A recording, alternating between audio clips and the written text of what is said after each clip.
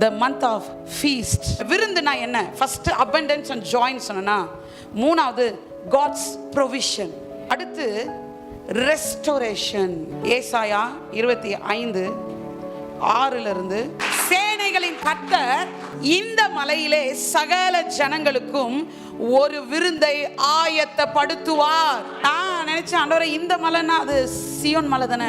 அவர் சொன்னார் அது 2000 வருஷத்துக்கு முன்னாடி. நீ இப்போ போய் சொல்லணும் இந்த மலைன்னா ஆர்பிசின்னு சொல்லணும்.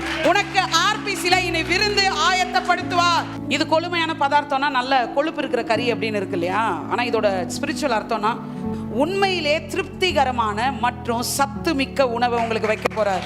ட்ரூலி சாட்டிஸ்ஃபைட் தரும். அடுத்து அவர் சொன்னது என்னன்னா, the high quality and preparation involved.